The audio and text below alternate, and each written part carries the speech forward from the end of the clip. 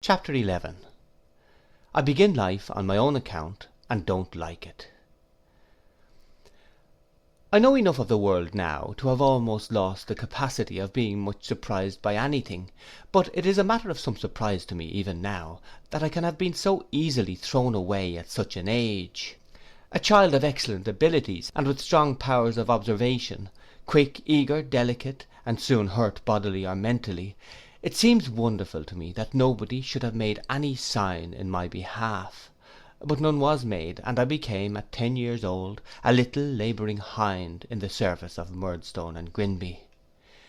Murdstone and Grinby's warehouse was at the waterside. It was down in Blackfriars. Modern improvements have altered the place, but it was the last house at the bottom of a narrow street, curving down to the river, with some stairs at the end where people took boat. It was a crazy old house with a wharf of its own, abutting on the water when the tide was in, and on the mud when the tide was out, and literally overrun with rats. Its panelled rooms, discoloured with the dirt and smoke of 100 years, I dare say, its decaying floors and staircase, the squeaking and scuffling of the old grey rats down in the cellars, and the dirt and rottenness of the place, are things not of many years ago in my mind, but of the present instant. They are all before me just as they were in the evil hour when I went among them for the first time, with my trembling hand in Mr. Quinion's. Murdstone and Grinby's trade was among a good many kinds of people, but an important branch of it was in the supply of wines and spirits to certain packet ships. I forget now where they chiefly went, but I think there were some among them that made voyages both to the East and West Indies. I know that a great many empty bottles were one of the consequences of this traffic, and that certain men and boys were employed to examine them against the light, and reject those that were flawed, and to rinse and wash them.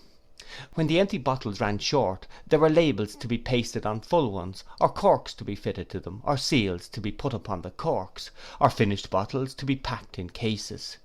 All this work was my work, and of the boys employed upon it I was one. There were 3 or 4 of us, counting me. My working place was established in a corner of the warehouse where Mr. Quinion could see me, when he chose to stand up on the bottom rail of his stool in the counting house and look at me through a window above the desk. Hither, on the first morning of my so auspiciously beginning life on my own account, the oldest of the regular boys was summoned to show me my business. His name was Mick Walker, and he wore a ragged apron and a paper cap.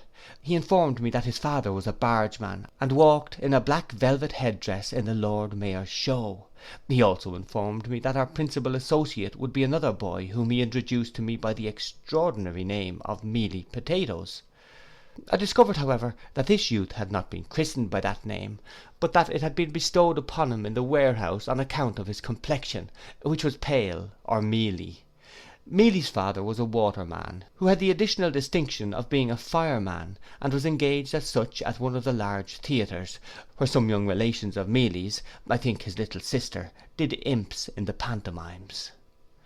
No words can express the secret agony of my soul as I sunk into this companionship, compared these henceforth everyday associates with those of my happier childhood, not to stay with Steerforth, Traddles, and the rest of those boys, and felt my hopes of growing up to be a learned and distinguished man crushed in my bosom.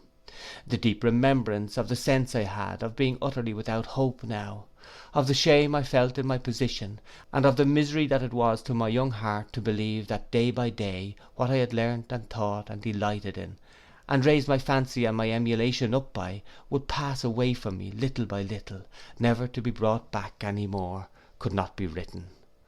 As often as Mick Walker went away in the course of the afternoon, I mingled my tears with the water in which I was washing the bottles, and sobbed as if there were a flaw in my own breast, and it were in danger of bursting. The counting house clock was at 12:30, and there was general preparation for going to dinner, when Mr. Quinion tapped at the counting house window, and beckoned me to go in. I went in, and found there a stoutish middle-aged person, in a brown surtout and black tights and shoes, with no more hair upon his head, which was a large one and very shining, than there is upon an egg, and with a very extensive face, which he turned full upon me. His clothes were shabby, but he had an imposing shirt collar on. He carried a jaunty sort of a stick, with a large pair of rusty tassels to it, and a quizzing glass hung outside his coat, for ornament I afterwards found, as he very seldom looked through it, and couldn't see anything when he did. "This," said Mr. Quinion, in allusion to myself, "is he." "This," said the stranger, with a certain condescending roll in his voice, and a certain indescribable air of doing something genteel, which impressed me very much, "is Master Copperfield." "I hope I see you well, sir." I said I was very well, and I hoped he was. I was sufficiently ill at ease, heaven knows, but it was not in my nature to complain much at that time of my life, so I said I was very well, and hoped he was. "I am," said the stranger, "thank heaven, quite well. I have received a letter from Mr. Murdstone, in which he mentions that he would desire me to receive into an apartment at the rear of my house, which is at present unoccupied, and is, in short, to be let as, in short," said the stranger with a smile and a burst of confidence, "as a bedroom, the young beginner whom I now have the pleasure to," and the stranger waved his hand and settled his chin in his shirt collar. "This is Mr. Micawber," said Mr. Quinion to me. "Ahem," said the stranger, "that is my name." "Mr. Micawber," said Mr. Quinion, "is known to Mr. Murdstone. He takes orders for us on occasion, when he can get any, and he has been written to by Mr. Murdstone on the subject of your lodgings, and he will receive you as a lodger." "My address," said Mr. Micawber, "is Windsor Terrace, City Road. I, in short," said Mr. Micawber with the same genteel air, and in another burst of confidence, "I live there." I made him a bow. "Under the impression," said Mr. Micawber, "that your peregrinations in this metropolis have not as yet been extensive, and that you might have some difficulty in penetrating the arcana of the modern Babylon in the direction of the City Road, in short," said Mr. Micawber in another burst of confidence, "you might lose yourself, I shall be happy to call this evening, and install you in the knowledge of the nearest way." I thanked him with all my heart, for it was friendly of him to offer to take the trouble. "At what hour," said Mr. Micawber, "shall I—" "At about 8, said Mr. Quinion. "At about 8, said Mr. Micawber. "I beg to wish you good day, Mr. Quinion. I will intrude no longer." He put on his hat, and went out with his cane under his arm, very upright, and humming a tune, when he was clear of the counting house. Mr. Quinion then formally engaged me to be as useful as I could in the warehouse of Murdstone and Grinby, at a salary, I think, of 6 shillings a week. I am not clear whether it was 6 or 7. I am inclined to believe, from my uncertainty on this head, that it was 6 at first and 7 afterwards. He paid me a week down, from his own pocket I believe, and I gave Mealy 6pence out of it to get my trunk carried to Windsor Terrace that night, it being too heavy for my strength, small as it was. I paid 6pence more for my dinner, which was a meat pie and a turn at a neighbouring pump, and passed the hour which was allowed for that meal in walking about the streets. At the appointed time in the evening, Mr. Micawber reappeared. I washed my hands and face, to do the greater honour to his gentility, and we walked to our house, as I suppose I must call it now, together. Mr. Micawber impressing the name of the streets and the shapes of corner houses upon me as we went along, that I might find my way back easily in the morning. Arrived at this house in Windsor Terrace, which I noticed was shabby like himself, but also like himself made all the show it could, he presented me to Mrs. Micawber, a thin and faded lady, not at all young, who was sitting in the parlour. The first floor was altogether unfurnished, and the blinds were kept down to delude the neighbours, with a baby at her breast. This baby was one of twins, and I may remark here that I hardly ever, in all my experience of the family, saw both twins detached from Mrs. Micawber at the same time. One of them was always taking refreshment. There were 2 other children, Master Micawber, aged about 4, and Miss Micawber, aged about 3. These and a dark-complexioned young woman, with a habit of snorting, who was a servant in the family, and informed me, before half an hour had expired, that she was a orfling, and came from St. Luke's workhouse in the neighbourhood, completed the establishment.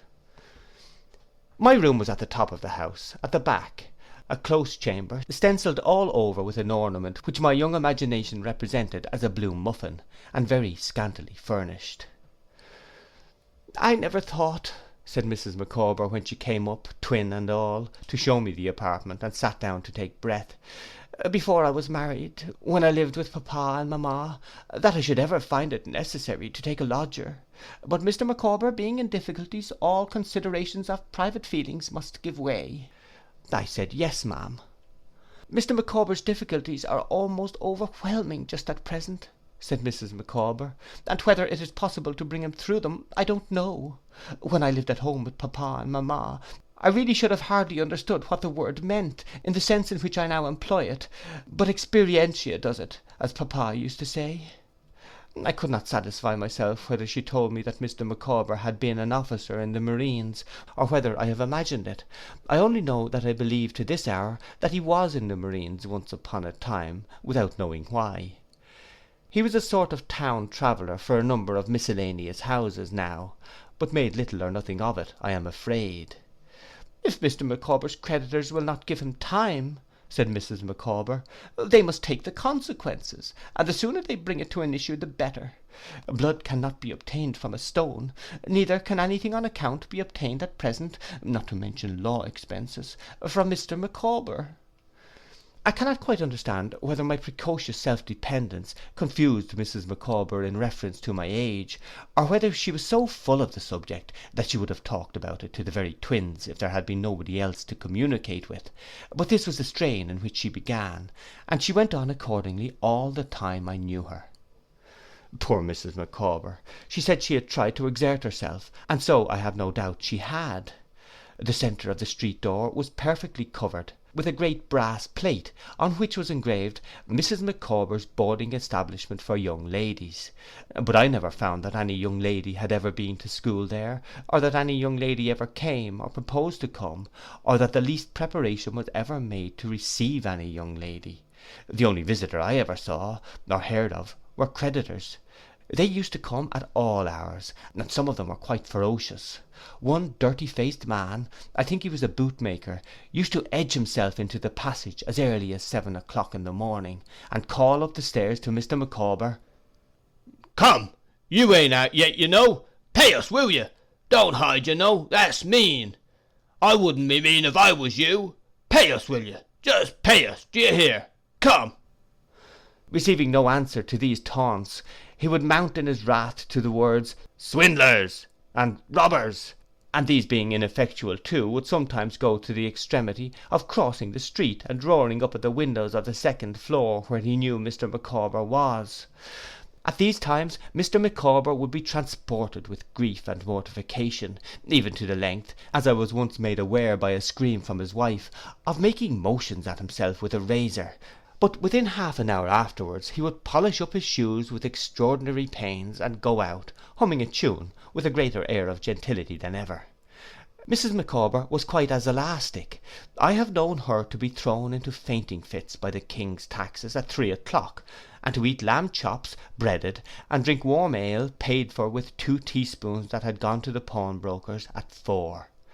On one occasion, when an execution had just been put in, coming home through some chance as early as 6 o'clock, I saw her lying, of course with a twin, under the grate in a swoon, with her hair all torn about her face, but I never knew her more cheerful than she was that very same night over a veal cutlet before the kitchen fire, telling me stories about her papa and mamma, and the company they used to keep. In this house and with this family I passed my leisure time. My own exclusive breakfast of a penny loaf and a pennyworth of milk I provided myself. I kept another small loaf and a modicum of cheese on a particular shelf of a particular cupboard, to make my supper on when I came back at night.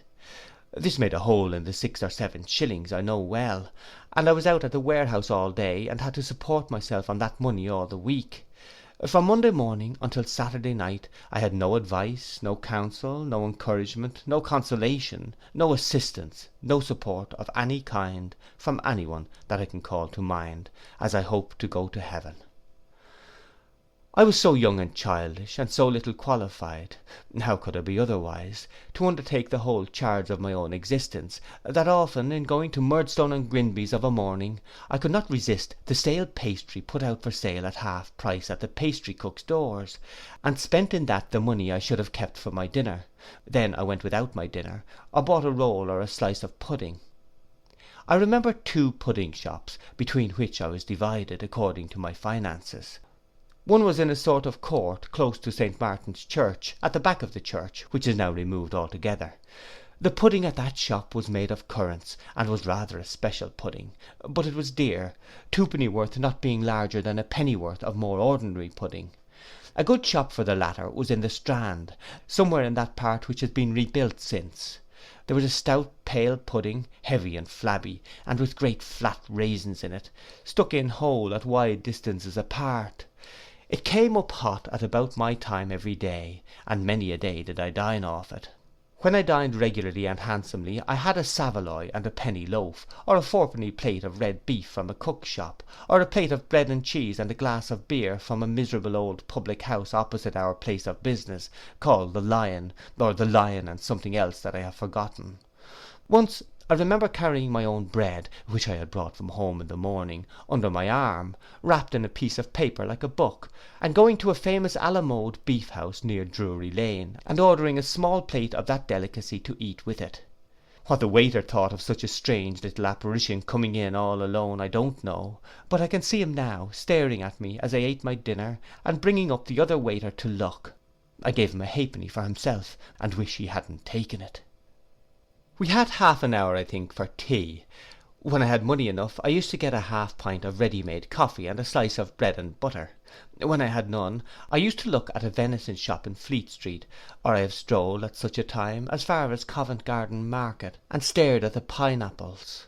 I was fond of wandering about the Adelphi, because it was a mysterious place with those dark arches. I see myself emerging one evening from one of these arches, on a little public house close to the river, with an open space before it, where some coal heavers were dancing, to look at whom I sat down upon a bench. I wonder what they thought of me. I was such a child, and so little, that frequently when I went into the bar of a strange public house for a glass of ale or porter, to moisten what I had had for dinner, they were afraid to give it to me. I remember one hot evening I went into the bar of a public house, and said to the landlord, "What is your very best ale a glass?" For it was a special occasion, I don't know what. It may have been my birthday. "Twopence 1/2 penny," said the landlord, "is the price of the genuine stunning ale." "Then," says I, producing the money, "just draw me a glass of the genuine stunning, if you please, with a good head to it." The landlord looked at me in return over the bar from head to foot, with a strange smile on his face, and instead of drawing the beer, looked round the screen, and said something to his wife.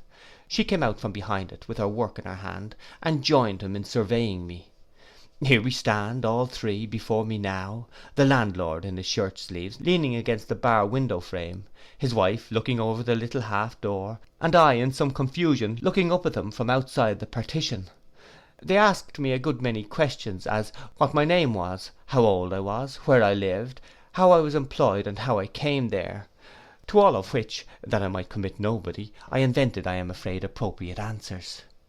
They served me with the ale, though I expected it was not the genuine stunning, and the landlord's wife, opening the little half door of the bar and bending down, gave me my money back, and gave me a kiss that was half admiring and half compassionate, but all womanly and good, I am sure. I know I do not exaggerate unconsciously and unintentionally the scantiness of my resources or the difficulties of my life. I know that if a shilling were given me by Mr. Quinion at any time, I spent it in a dinner or a tea. I know that I worked from morning until night with common men and boys, a shabby child.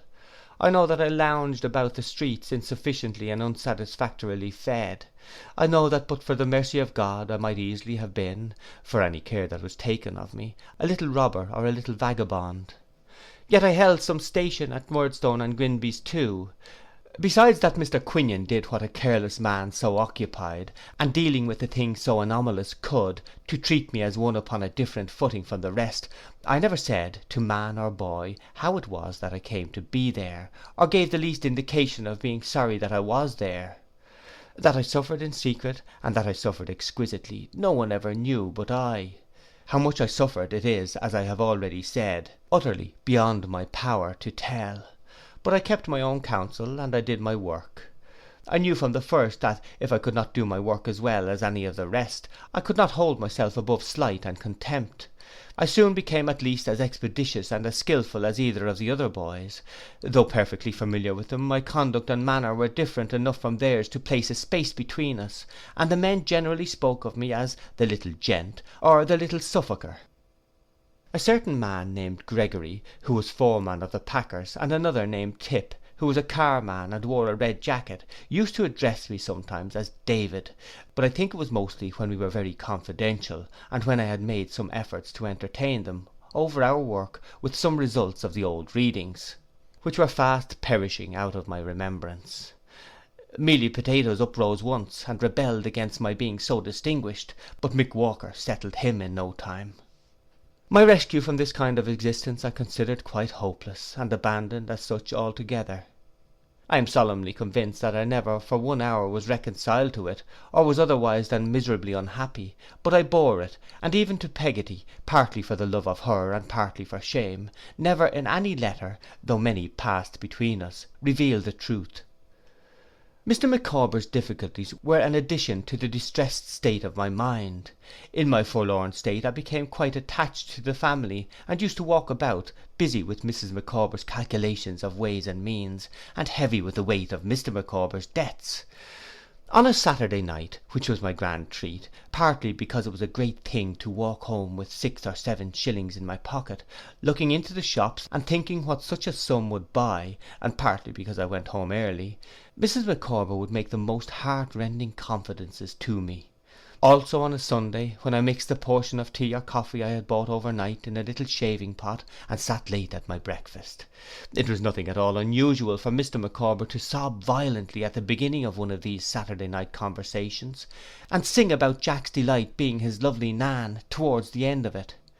I have known him to come home to supper with a flood of tears, and a declaration that nothing was now left but jail, and to go to bed making a calculation of the expense of putting bow windows to the house, in case anything turned up, which was his favourite expression, and Mrs. Micawber was just the same. A curious equality of friendship, originating I suppose in our respective circumstances, sprung up between me and these people, notwithstanding the ludicrous disparity of our years. But I never allowed myself to be prevailed upon to accept any invitation to eat and drink with them out of their stock, knowing that they got on badly with the butcher and baker, and had often not too much for themselves, until Mrs. Micawber took me into her entire confidence. This she did one evening as follows. "Master Copperfield," said Mrs. Micawber, "I make no stranger of you, and therefore do not hesitate to say that Mr. Micawber's difficulties are coming to a crisis." It made me very miserable to hear it, and I looked at Mrs. Micawber's red eyes with the utmost sympathy. "With the exception of the heel of a Dutch cheese, which is not adapted to the wants of a young family," said Mrs. Micawber, "there is really not a scrap of anything in the larder. I was accustomed to speak of the larder when I lived with papa and mamma, and I use the word almost unconsciously. What I mean to express is, that there is nothing to eat in the house." "Dear me," I said in great concern. I had 2 or 3 shillings of my week's money in my pocket, from which I presume that it must have been on a Wednesday night when we held this conversation, and I hastily produced them, and with heartfelt emotion begged Mrs. Micawber to accept them as a loan. But that lady, kissing me and making me put them back in my pocket, replied that she couldn't think of it. "No, my dear Master Copperfield," said she, "far be it from my thoughts, but you have a discretion beyond your years, and can render me another kind of service if you will, and a service I will thankfully accept of." I begged Mrs. Micawber to name it. "I have parted with the plate myself," said Mrs. Micawber, 6 tea, 2 salt, and a pair of sugars. I have at different times borrowed money on in secret with my own hands, but the twins are a great tie, and to me, with my recollections of papa and mamma, these transactions are very painful. There are still a few trifles that we could part with. Mr. Micawber's feelings would never allow him to dispose of them, and Clickett," this was the girl from the workhouse, "being of a vulgar mind, would take painful liberties if such a confidence was reposed in her. Master Copperfield, if I might ask you—" I understood Mrs. Micawber now, and begged her to make use of me to any extent. I began to dispose of the more portable articles of property that very evening, and went out on a similar expedition almost every morning before I went to Murdstone and Grinby's. Mr. Micawber had a few books on a little chiffonier, which he called the library, and those went first. I carried them, one after another, to the bookstall in the City Road, one part of which, near our house, was almost all bookstalls and bird shops then, and sold them for whatever they would bring. The keeper of this bookstall, who lived in a little house behind it, used to get tipsy every night, and to be violently scolded by his wife every morning. More than once, when I went there early, I had audience of him in a turn-up bedstead, with a cut in his forehead or a black eye, bearing witness to his excesses overnight. I am afraid he was quarrelsome in his drink, and he, with a shaking hand, endeavouring to find the needful shillings in one or other of the pockets of his clothes, which lay upon the floor, while his wife, with a baby in her arms and her shoes down at heel, never left off rating him. Sometimes he had lost his money, and then he would ask me to call again, but his wife had always got some, had taken his, I dare say, while he was drunk, and secretly completed the bargain on the stairs as we went down together. At the pawnbroker's shop too I became very well known. The principal gentleman who officiated behind the counter took a good deal of notice of me, and often got me, I recollect, to decline a Latin noun or adjective, or to conjugate a Latin verb in his ear while he transacted my business. After all these occasions, Mrs. Micawber made a little treat, which was generally a supper, and there was a peculiar relish in these meals which I well remember. At last Mr. Micawber's difficulties came to a crisis, and he was arrested early one morning, and carried over to the King's Bench prison in the Borough. He told me, as he went out of the house, that the god of the day had now gone down upon him, and I really thought his heart was broken, and mine too. But I heard afterwards that he was seen to play a lively game at skittles before noon. On the first Sunday after he was taken there, I was to go to see him, and have dinner with him. I was to ask my way to such a place, and just short of that place I should see such another place, and just short of that I should see a yard which I was to cross, and keep straight on until I saw a turnkey. All this I did, and when at last I did see a turnkey, poor little fellow that I was, I thought how, when Roderick Random was in a debtor's prison, there was a man there with nothing on him but an old rug. The turnkey swam before my dimmed eyes and my beating heart. Mr. Micawber was waiting for me within the gate, and we went up to his room, top story but one, and cried very much. He solemnly conjured me, I remember, to take warning by his fate, and to observe, that if a man had £20 a year for his income, and spent £19 19 shillings and sixpence, he would be happy, but that if he spent £20 one, he would be miserable. After which he borrowed a shilling from me for porter, and gave me a written order on Mrs. Micawber for the amount, and put away his pocket handkerchief and cheered up. We sat before a little fire, with 2 bricks put within the rusted grate, one on each side, to prevent its burning too many coals, until another debtor, who shared the room with Mr. Micawber, came in from the bakehouse with the loin of mutton, which was our joint stock repast. Then I was sent up to Captain Hopkins, in the room overhead, with Mr. Micawber's compliments, and I was his young friend, and would Captain Hopkins lend me a knife and fork. Captain Hopkins lent me the knife and fork, with his compliments to Mr. Micawber. There was a very dirty lady in this room, and 2 wan girls, his daughters, with shock heads of hair.